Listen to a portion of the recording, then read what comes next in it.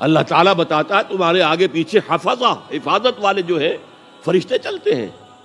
اور آپ نے کبھی دیکھا ہوگا کہ گاڑی کوئی سناٹے سے ایسی گزر گئی ہے آپ کے ساتھ سے کہ آپ محسوس کریں کسی نے آپ کو دھکا دے کر بچایا. کوئی غیر مرئی طاقت ہے, انویزیبل طاقت ہے جس نے آپ کو ہٹایا ہے اور گاڑی سے بچایا ہے. فرشتے ہیں, ہر جگہ ہے, ہر آن ہے. تو اس اعتبار سے غیب ہے, فرشتہ ہم نہیں دیکھ سکتے. حضور نے جبرائیل کو ان کی اصل شکل میں صرف 2 مرتبہ دیکھا ہے. ایک مرتبہ غار حرا سے اترتے ہوئے آپ نے دیکھا, آواز آئی یا محمد. یہ چوتھی وحی جو ہے اس سے پہلے واقعہ پیش آیا. آپ نے دیکھا سامنے آگے پیچھے دائیں بائیں کوئی نہیں ہے. تو تھوڑا سا خوف سا احساس ہوا, آگے بڑھے, پھر یا محمد. پھر آپ نے دیکھا دائیں بائیں آگے پیچھے کوئی نہیں ہے. پھر آواز آئی یا محمد. اب نگاہ اٹھا کر دیکھا تو جبرائیل پورے افق پر چھائے ہوئے. وَهُوَ بِالْأُفُقِ الْأَعْلَى فَدَنَا فَتَدَلَّى فَكَانَ قَابَ قَوْسَيْنِ أَوْ أَدْنَىٰ فَأَوْحَىٰ إِلَىٰ عَبْدِهِ مَا أَوْحَىٰ. ایک اس موقع پر جبرائیل کو ان کی اصل ملکی شکل میں دیکھا ہے, اور ایک شب معراج میں دیکھا ہے ملکی شکل کے اندر.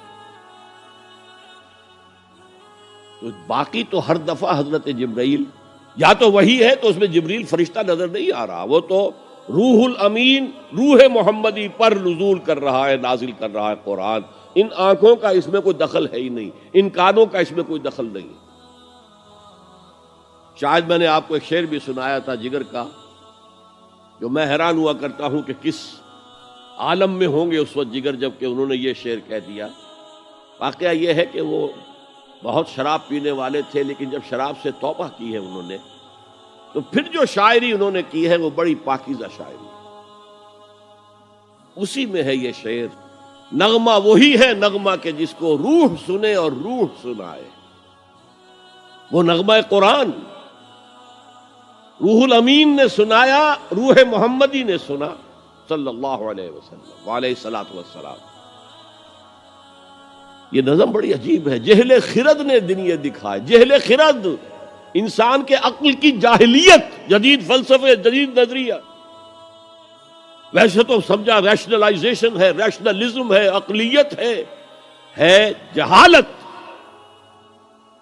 جہل خرد نے دن یہ دکھائے, گھٹ گئے انسان بڑھ گئے سائے. اسی میں یہ شعر ہے, نغمہ وہی ہے نغمہ کہ جس کو روح سنے اور روح سنائے. بہرحال حضور نے جبرائیل کو اصلی شکل میں بھی دیکھا ہے. وہ غیب میں ہے یا نہیں ہے؟ شب معراج میں آپ نے کیا نہیں دیکھا؟ جہنم کو دیکھ لیا, جنت کی سیر کر لی. یہ غیب ہے ہمارے لیے. تو جو چیزیں ہمارے لیے غیب, میں اس سے پہلے ایک گفتگو میں کہہ چکا ہوں کہ اللہ کے لیے تو غیب کا سوال ہی نہیں.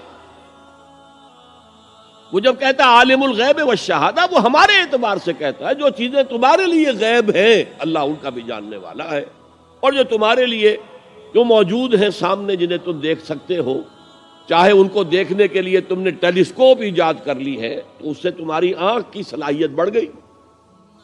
اگر مائکروسکوپ ایجاد کر لی ہے تو اس سے بھی تمہاری آنکھ کی صلاحیت بڑھ گئی ایک اعتبار سے.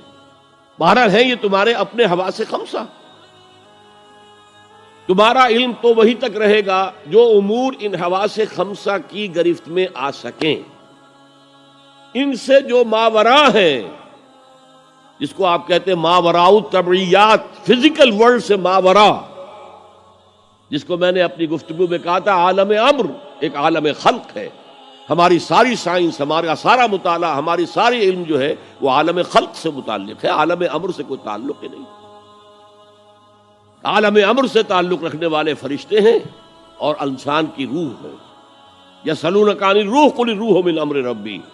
اور عالم امر کے اندر یہ چیزیں, واقعات, تخلیق اس طور سے ہوتی ہے کہ اس میں صرف کن, صرف یہ کہا جاتا اور ہو جاتا, ٹائم ایلیمنٹ کوئی نہیں ہے.